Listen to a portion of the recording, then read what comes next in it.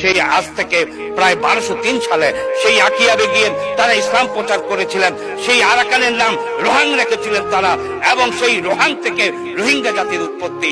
সেই 1732 সালে আরাকানে যে আমাদের সেখানে যে 14 জন রাজা ছিল, তার মধ্যে পঞ্চম রাজা কাহাতি ছিলেন মুসলমান।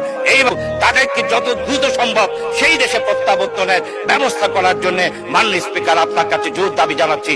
আমি এখন মাননীয় সদস্য জনাব সাইমুন সরোয়ার কমল 296 কক্সবাজার 3, আপনার সময় 5 মিনিট।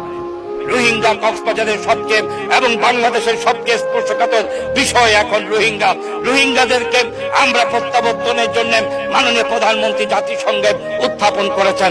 যত দ্রুত সম্ভব বিদেশি রাষ্ট্রগুলোর কাছে আমাদের একান্ত আবেদন থাকবেন রোহিঙ্গাগুলোকে প্রত্যাবর্তন করার। এই রোহিঙ্গাগুলো তাদের সেখানে অধিকার রয়েছে। মিয়ানমারের একটা বিবৃতি আমরা সকলেই অবাক হয়ে যাই। মিয়ানমার বলতে চাই মিয়ানমারের তারা নাকি এপার থেকে গিয়েছেন, অথচ ইতিহাস কি বলেন? ইতিহাস বলেন আমার নবীজি হযরত মুহাম্মদ সাল্লাল্লাহু আলাইহি ওয়াসাল্লামের নির্দেশে হযরত ইবনে উসমান ইবনে আফফান সেখানে আবিসিনিয়ায় গিয়েছিল। যখন মক্কায় বেঁচে থাকা কষ্টকর হয়ে গিয়েছিল, 83 জন সাহাবী নিয়ে সেই আবিসিনিয়ার সেখানকার রাজা নাজ্জাসী একটা নৌকা দিয়েছিলেন। সেই নৌকায় করে তারা কেরল বন্দর হয়ে, মালয় বন্দর হয়ে আকিয়াবে চলে গিয়েছিলেন, চট্টগ্রাম হয়ে। এবং আমরা দেখি জনশ্রুতি রয়েছেন এজিদ বাহিনীর অত্যাচার থেকে রক্ষা পাওয়ার জন্য সেখানে আমাদের হযরত আলীর বংশধরেরা আকিয়াবে গিয়ে বসতি স্থাপন করেছিলেন।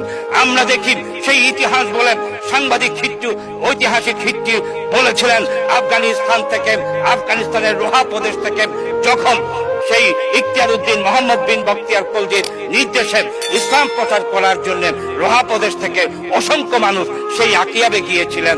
সেইটি হচ্ছে সেই আজ থেকে প্রায় 1203 সালে সেই তারা নাকি এপার থেকে গিয়েছেন, অথচ ইতিহাস কি বলেন? ইতিহাস বলেন আমার নবীজি হযরত মুহাম্মদ সাল্লাল্লাহু আলাইহি ওয়াসাল্লামের নির্দেশে হযরত ইবনে উসমান ইবনে আফফান সেখানে আবিসিনিয়ায় গিয়েছিল। যখন মক্কায় বেঁচে থাকা কষ্টকর হয়ে গিয়েছিল, 83 জন সাহাবী নিয়ে সেই আবিসিনিয়ার সেখানকার রাজা নাজ্জাসী একটা নৌকা দিয়েছিলেন। সেই নৌকায় করে তারা কেরল বন্দর হয়ে, মালয় বন্দর হয়ে আকিয়াবে চলে গিয়েছিলেন, চট্টগ্রাম হয়ে।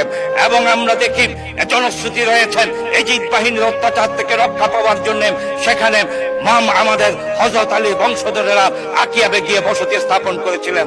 আমরা দেখি সেই ইতিহাস বলেন সাংবাদিক খিট্টু, ঐতিহাসিক খিট্টু বলেছিলেন আফগানিস্তান থেকে, আফগানিস্তানের রোহা প্রদেশ থেকে যখন সেই ইখতিয়ার উদ্দিন মোহাম্মদ বিন বখতিয়ার খলজির নির্দেশে ইসলাম প্রচার করার জন্য রোহা প্রদেশ থেকে অসংখ্য মানুষ সেই আকিয়াবে গিয়েছিলেন।